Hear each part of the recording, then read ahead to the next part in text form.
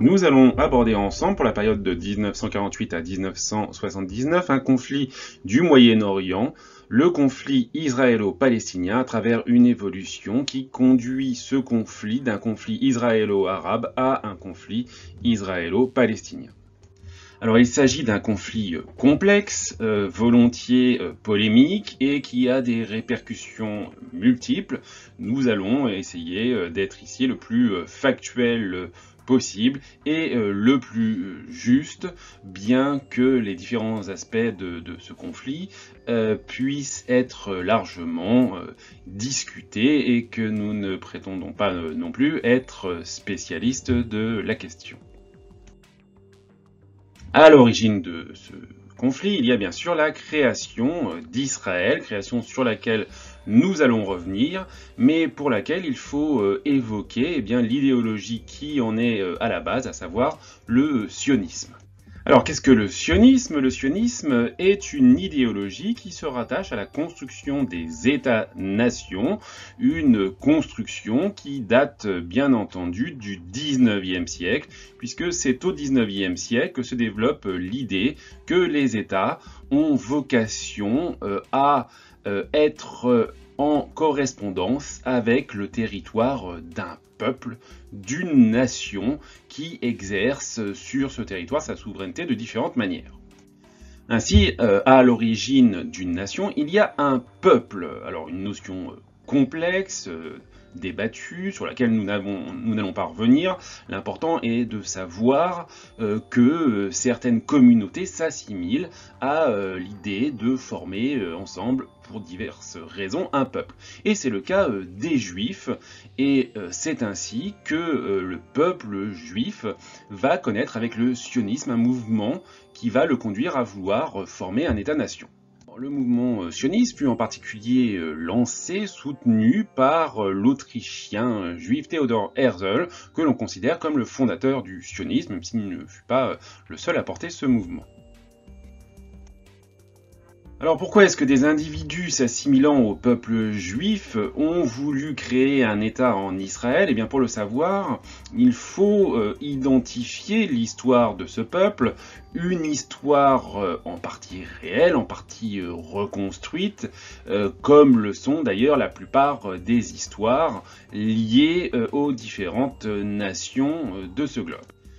Et donc cette histoire est complexe, elle est largement vocation à reconstruction, à débat, et d'autant plus que l'histoire du peuple juif remonte à l'Antiquité. Alors qui sont les Juifs? Il s'agit d'un peuple qui s'assimile aux Hébreux, un peuple nomade de l'Antiquité, qui pour autant qu'on le sache est probablement originaire de Mésopotamie.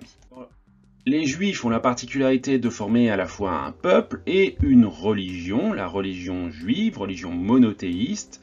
qui se développe au sein de cette communauté hébraïque dans l'Antiquité. Notons bien cependant que le mouvement sioniste concerne en priorité le peuple juif et non la religion juive, même si bien sûr il peut y avoir une confusion entre les deux identités pour un certain membre de cette communauté juive. Et donc ce peuple hébreu va connaître dans l'Antiquité un certain nombre de pérégrinations qui l'ont conduit en Égypte et qui l'ont conduit à finir par se sédentariser dans le pays de Canaan. Alors notons que ces différentes pérégrinations nous sont connues en partie par des ouvrages religieux juifs comme l'Ancien Testament, ce qui bien sûr demande une critique historique, encore une fois sur laquelle nous n'allons pas nous étendre ici. Alors ce que nous allons noter par contre, c'est que ce pays de Canaan où se sédentarisent les Hébreux, eh bien c'est un territoire qui correspond en gros à l'actuel Israël, territoire de Palestine, Palestine qui a ainsi été prénommée par l'occupant romain après donc que les Juifs y aient fondé un État. Alors cet État juif, vous le voyez, commence à exister au tournant du premier millénaire avant Jésus-Christ, connaissant une monarchie unifiée, puis deux royaumes, le royaume d'Israël, le royaume de Juda, avant de subir la domination de différents conquérants venus de l'extérieur de ce territoire. Alors notons également qu'au moment où les Juifs arrivent et se sédentarisent dans cette région du monde, arrive également le peuple philistin que l'on rattache en partie aux Palestiniens. Alors quoi qu'il en soit, après avoir connu une domination assyrienne, babylonienne, perse, grecque, les Juifs finissent par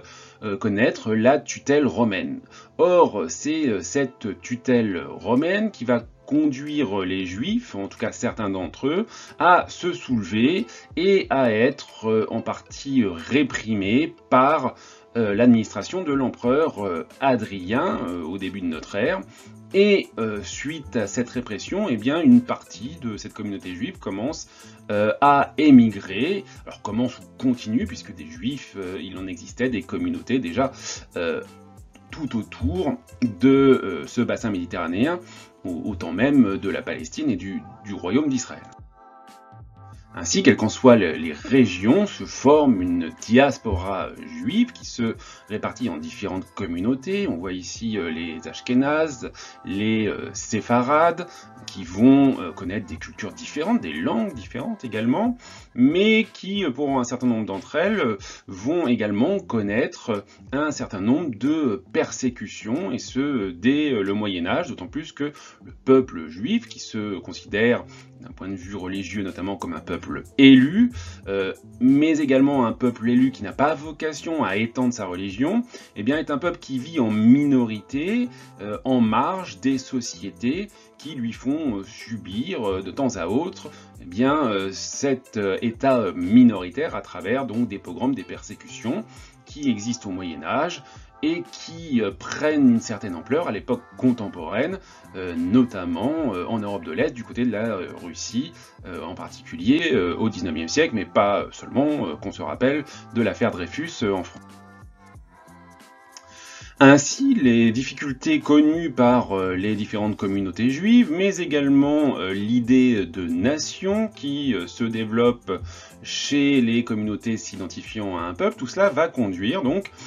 au développement du mouvement sioniste auquel il reste à trouver un territoire pour pouvoir identifier l'État qu'il appelle de ses voeux, ce qui ne va pas de soi puisque les Juifs depuis donc l'Antiquité n'ont jamais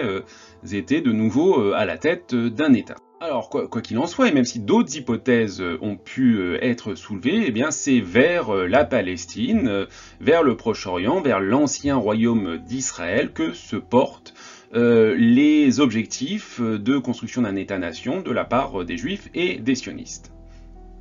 Et ainsi, on le voit sur ce tableau, dès l'époque ottomane, une émigration juive commence à se développer vers la Palestine, une émigration qui, on le voit ici, prend de l'ampleur après la fin de l'Empire ottoman, donc suite à la défaite ottomane lors de la Première Guerre mondiale, et donc cette immigration prend de l'ampleur au moment du mandat britannique qui s'établit sur la Palestine dans l'entre-deux-guerres. Et ce mouvement d'immigration sioniste en Palestine prit d'autant plus d'ampleur que les Britanniques laissèrent entendre qu'ils y étaient favorables, et ce à travers la déclaration de Lord Arthur Balfour, secrétaire d'État aux Affaires étrangères britannique, qui, pendant la Première Guerre mondiale, en 1917, s'adresse à Lord Lionel Walter Rothschild, militant sioniste, pour soutenir l'établissement en Palestine d'un foyer national pour le peuple juif. Cette déclaration Balfour a eu un certain impact sur les sionistes pour les encourager à émigrer vers la Palestine britannique. Cependant, l'ampleur de cette immigration finit par procurer des réactions négatives de la part de la population arabe palestinienne, même si, d'un autre côté, ces mêmes arabes palestiniens ont vendu un certain nombre de terres aux communautés juives, leur permettant de s'installer en Palestine.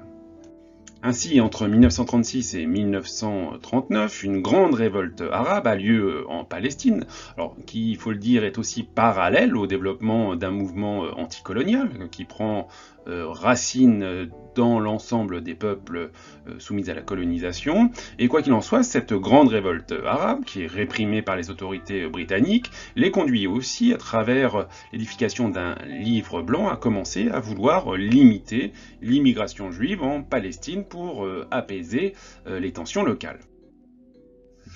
Mais après cela, la Shoah va relancer le mouvement sioniste puisqu'il vient conforter l'idée chez les sionistes que pour leur sécurité, les Juifs ont tout intérêt à habiter dans leur propre État. Le génocide que les Juifs ont subi pendant la Seconde Guerre mondiale, puis certains épisodes, comme l'épopée de l'Exodus, ont ainsi renforcé dans une partie de l'opinion publique internationale l'idée que, effectivement, le peuple juif pourrait avoir vocation à posséder son propre État. L'Exodus, c'est ce navire qui, à l'issue de la Seconde Guerre mondiale, embarque un certain nombre de survivants de la Shoah qui cherchent à émigrer en Palestine clandestinement et qui transporte ainsi plus de 4500 passagers à destination de la Palestine. Alors simplement, ce navire n'a pas le loisir d'atteindre les côtes palestiniennes, il est arraisonné par les autorités britanniques qui veulent limiter l'immigration juive à un moment où la situation devient extrêmement tendue en Palestine, on va en reparler, et ce navire est ainsi renvoyé jusqu'en Allemagne, puisque du côté de Hambourg, eh bien, les Britanniques y exercent leur autorité à travers la possession d'une zone d'occupation. Mais bien sûr, renvoyer des survivants de la Shoah en Allemagne en 1947, eh bien, cela suscite l'émoi chez une partie de l'opinion publique. Et parallèlement, la situation devient de plus en plus critique en Palestine, puisque les sionistes, mais aussi d'ailleurs les Arabes, y exercent une pression sur les autorités britanniques pour déboucher sur l'indépendance de ce territoire. Une pression qui n'hésite pas également à utiliser la violence, et une partie du mouvement sioniste, notamment l'Irgun, n'hésite pas à utiliser des actions terroristes pour faire avancer leurs revendications, à l'image de cet attentat contre l'hôtel King David, qui était le centre administratif et militaire du gouvernement britannique, mais un attentat qui fait de très nombreuses victimes, et pas seulement des victimes militaires, puisque beaucoup de ces victimes sont des victimes civiles, inaugurant d'ailleurs par là même une forme de terrorisme qui va connaître un certain essor durant la seconde moitié du XXe siècle. Alors c'est bien que cette situation, une forme de pragmatisme, on va le dire, de la part de la politique extérieure britannique, conduit le Royaume-Uni à vouloir se désengager de la Palestine et à confier à l'ONU, nouvelle organisation internationale, eh bien, la responsabilité de proposer un plan de décolonisation. C'est ainsi que l'ONU propose en 1947 un plan de partage de la Palestine, plan de partage aboutissant à une solution à deux États, un État arabe, palestinien, et un État juif que vous voyez apparaître sur cette carte, avec une situation particulière, celle de Jérusalem, qui resterait une zone internationale sous administration de l'ONU, puisque la ville de Jérusalem est une ville qui est une ville sainte pour les trois grandes religions monothéistes, chrétienne, juive et musulmane, et que c'est un enjeu symbolique, on va dire, pour une bonne partie de la communauté internationale. Ainsi, ce plan de partage que l'on peut considérer comme relativement favorable aux sionistes, puisque non seulement il permet la création d'un État israélien, un État juif, mais en plus de ça, il leur concède un territoire finalement plus important que celui qu'ils possèdent ou qu'ils occupent, on va dire, majoritairement à l'époque du côté de la Palestine. Donc ce plan de partage eh bien, est quand même majoritairement adopté par la communauté internationale, qui vote ainsi pour la résolution 181, d'autant qu'il n'y a pas de veto exercé au sein du Conseil de sécurité. Mais par contre, ce qui est très important, c'est qu'au sein du Moyen-Orient, au sein du monde arabe, au sein du monde musulman également largement, eh bien, on s'oppose à cette résolution, on s'oppose à la création d'un État juif du côté du Proche-Orient. Mais quoi qu'il en soit, prenant acte de cette décision, eh bien, les sionistes, à travers l'initiative d'un de leurs leaders, David Ben-Gourion, le 14 mai 1948, eh bien, ils proclament donc la naissance de l'État d'Israël. Or, cette proclamation est aussitôt contestée par les États voisins d'Israël, des États arabes, qui décident de passer à l'offensive et d'attaquer le nouvel État israélien. A lieu ainsi une première guerre israélo-arabe entre Israël, le Liban, la Syrie, la Transjordanie, qui devint par la suite la Jordanie, l'Égypte. Première guerre qui, finalement, tourne à l'avantage d'Israël. On peut s'étonner de cette évolution favorable à l'armée israélienne, en estimant qu'elle fait face à des États qui sont des États déjà établis, mais en réalité ces États établis ne le sont que nouvellement, issus eux-mêmes de la décolonisation pour la plupart, et en plus de ça, eh bien, cela fait quelque temps qu'au sein du mouvement sioniste, on s'organise, on s'arme, on forme des milices, et donc il y a une capacité militaire qui n'est pas si faible que ça pour les sionistes qui en profitent pour l'emporter. Alors non seulement les sionistes l'emportent, permettant ici par la guerre, qu'ils n'ont pas eux-mêmes déclaré, mais permettant par la guerre de matérialiser finalement cette création de l'État d'Israël, mais en plus, du fait de leur succès militaire, eh bien, ils parviennent à occuper un territoire plus important, on le voit ici sur ces cartes, que celui qui était prévu par le plan de partage de l'ONU. Alors par ailleurs, l'État arabe, l'État palestinien, lui, apparaît comme un État mort-né, puisque finalement aucun territoire palestinien n'est formé à l'issue de cet épisode, puisque non seulement un certain nombre de ces territoires qui étaient prévus par le plan de partage sont annexés, on le voit ici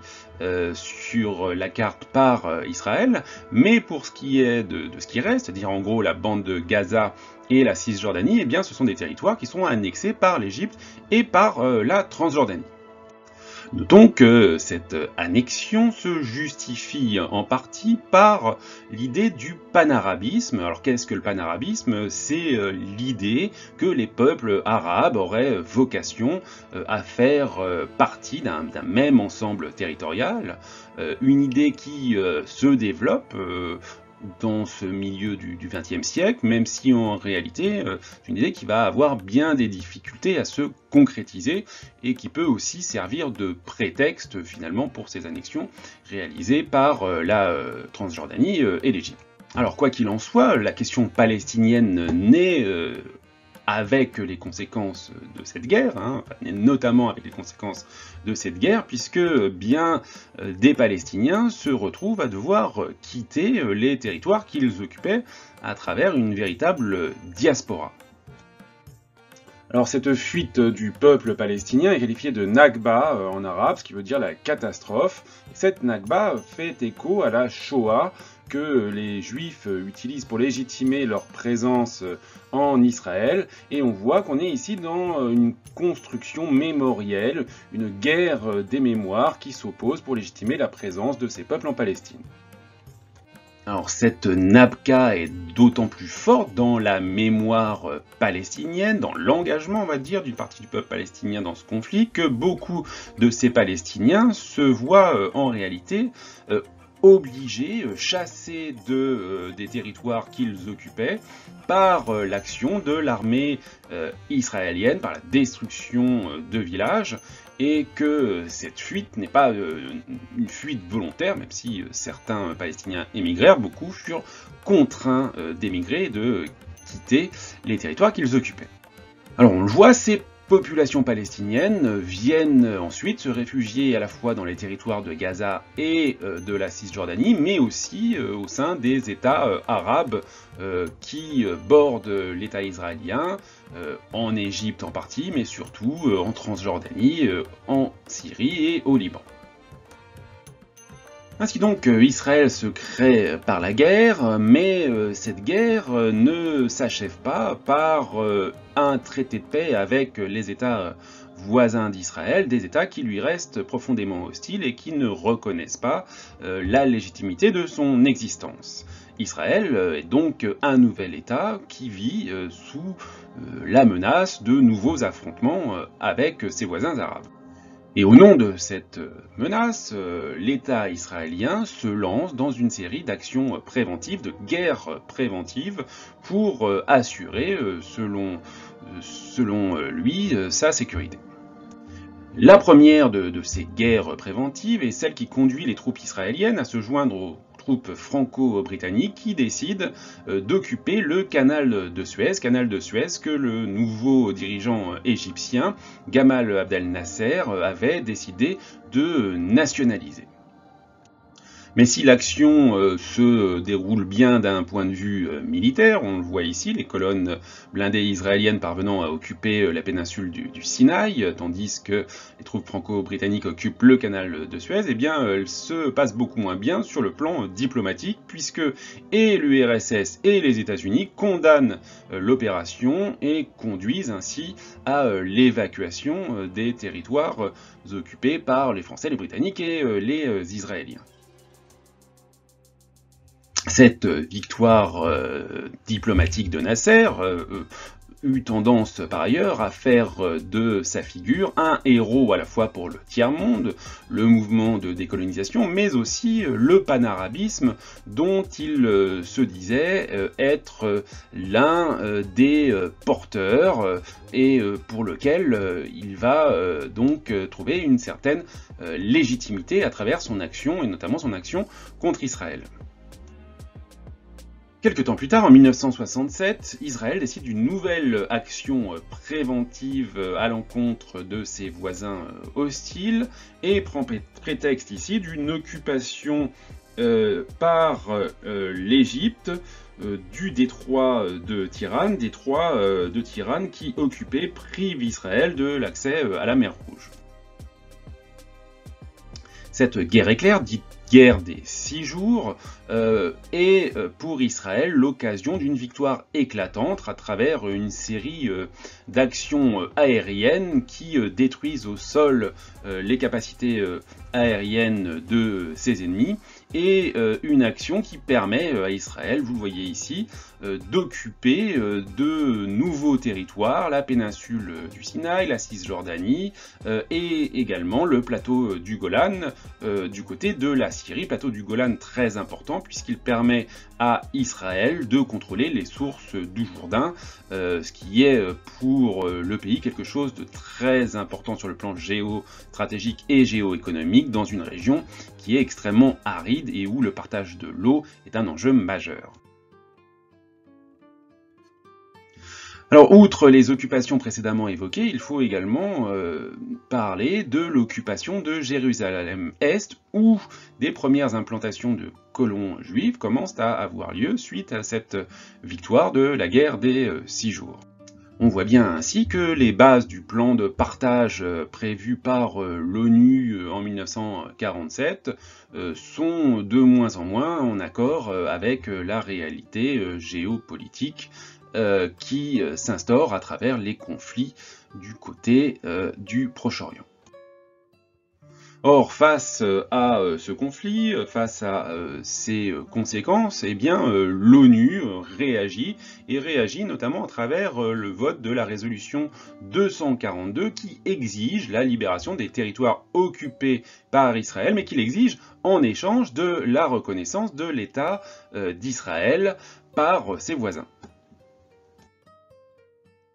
Parallèlement à ces guerres israélo-arabes, eh bien, se développe la question palestinienne. Et elle se développe d'autant plus que la situation des réfugiés palestiniens est une situation extrêmement délicate, ceux-ci vivant dans des camps de fortune, s'entassant dans des camps de fortune, se trouvant aux frontières israéliennes, notamment du côté de la Jordanie et du Liban. Or, c'est largement dans ces camps que se recrutent des fédayines, des combattants prêts à lutter pour la cause palestinienne, la création d'un État palestinien, mais également à lutter contre l'existence de l'État d'Israël. Émerge ainsi au sein de ce mouvement palestinien en 1964 une organisation, l'OLP, Organisation de libération de la Palestine, qui est dirigée à partir de 1969 par Yasser Arafat. Yasser Arafat qui représente le Fatah, Fatah soutenant une ligne radicale qui s'éloigne en partie de celle des États arabes. Alors non seulement le Fatah est opposé à l'idée de l'existence d'un État d'Israël, mais en plus, il est résolu à utiliser tous les moyens pour lutter contre, et notamment l'arme du terrorisme. Le terrorisme étant, je vous le rappelle, l'utilisation de la violence à des fins politiques. Mais cette ligne radicale, cette agitation au sein des camps palestiniens, eh bien, vient se heurter à une stratégie diplomatique parfois plus modérée de la part de certains États arabes,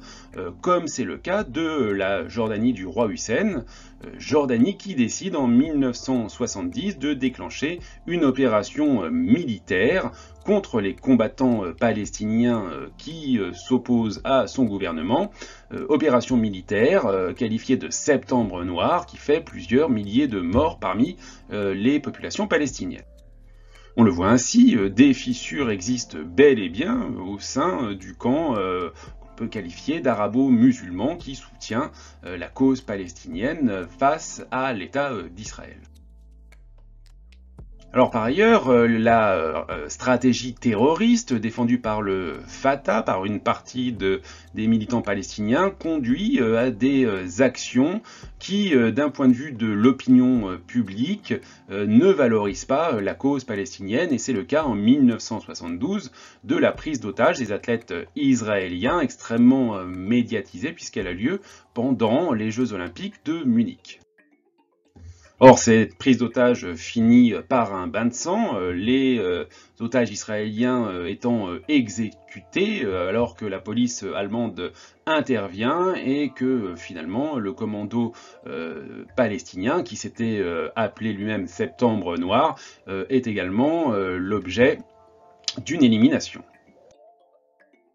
Cette ligne radicale de l'OLP n'entraînant pas finalement les bienfaits désirés, eh bien Yasser Arafat commence à faire évoluer l'organisation vers une action plus diplomatique, ce qui lui vaut en 1974 d'être accueilli à l'ONU comme observateur et d'y être en capacité de faire entendre la voix de la cause palestinienne à travers un discours prononcé à New York devant l'Assemblée générale. Parallèlement, le conflit israélo-arabe se poursuit après que Nasser, héros du panarabisme et du tiers-mondisme, ait largement finalement échoué dans ses aspirations et meurt en 1970, remplacé par général Anwar el-Sadat qui semble imposer une ligne directrice dans la continuité de son prédécesseur. Ainsi, pour prendre leur revanche après la guerre du Kippour, eh bien, les Égyptiens, aidés de leurs alliés syriens, décident d'une intervention militaire le jour du Yom Kippour, fête religieuse juive en 1973. Alors il faut noter qu'à ce moment-là, eh bien, la guerre froide s'est largement invitée dans le conflit israélo-arabe, puisque Israël, qui était au début de son existence soutenu par la France et le Royaume-Uni, l'est alors par les États-Unis, tandis que l'Égypte ou la Syrie sont soutenus et surtout armés par l'URSS. Ainsi, cette guerre israélo-arabe devient également un terrain d'affrontement pour les deux superpuissances. Alors quoi qu'il en soit, cette guerre du Kippour commence plutôt favorablement pour les Arabes qui, on le voit sur cette carte, commencent à pénétrer au sein des territoires occupés par les Israéliens, mais finalement les Israéliens parviennent à organiser des ripostes et en définitive, eh bien, cette guerre s'achève par un statu quo, ni vainqueur ni vaincu, et finalement s'il n'y a ni vainqueur ni vaincu, c'est Israël qui en bénéficie pour conserver les territoires occupés depuis 1967. Mais cette guerre du Kippour a une autre conséquence, une lourde conséquence, puisque les États arabes producteurs de décident, en soutien à l'État israélien, de s'en prendre aux États occidentaux accusés de soutenir Israël en quadruplant les prix du pétrole. C'est ainsi que cette guerre du Kippour est à l'origine du premier choc pétrolier. Alors il faut quand même dire, pour être juste, que cette action économique des États de l'OPEP, Organisation des pays exportateurs de pétrole, a bien une implication politique, mais aussi liée à des considérations économiques, puisque les prix du pétrole étaient jusqu'à présent maintenus de façon relativement artificielle à un niveau peu élevé, et que grâce à cette augmentation, ils vont engranger des bénéfices substantiels qui leur échappaient jusqu'à présent. Alors quoi qu'il en soit, cette guerre du Kippour ne fait pas avancer la situation géopolitique, mais elle eut tendance à provoquer un retournement de tendance du côté de l'Égypte d'Anwar el-Sadat. En effet, petit à petit, le leader égyptien se défait de l'alliance soviétique pour se tourner davantage vers les États-Unis, tout en acceptant de commencer à discuter avec le voisin israélien. Ainsi, en 1977, Sadat se rend à la Knesset, le parlement israélien, et c'est ici le début d'un rapprochement diplomatique qui s'opère entre les deux États. L'aboutissement de ce rapprochement diplomatique ayant lieu en 1978 avec les accords de Camp David, signés sous l'arbitrage des États-Unis. On voit ici Jimmy Carter entourant Anwar el-Sadat et le Premier ministre israélien Menahem Begin. Ces accords de Camp David prévoyant la restitution de la péninsule du Sinaï à l'Égypte en échange d'une normalisation des relations diplomatiques entre les deux pays, c'est-à-dire une reconnaissance par l'Égypte de l'existence de l'État d'Israël. Alors ce début de pacification a un impact important sur la communauté internationale puisque Sadat et le Premier ministre israélien Menahem Begin reçoivent conjointement le prix Nobel de la paix, mais au sein du monde arabo-musulman, cette évolution n'est pas nécessairement toujours bien vue. En témoigne en 1979 l'exclusion par la Ligue arabe de l'Égypte, alors que parallèlement, cette même année 1979, a lieu en dehors du monde arabe, mais au sein du monde musulman du côté de l'Iran perse, une révolution islamiste qui conduit au pouvoir un nouveau régime dont les dirigeants se disent résolument anti-sionistes et qui vont ainsi continuer à entretenir la lutte contre l'État d'Israël.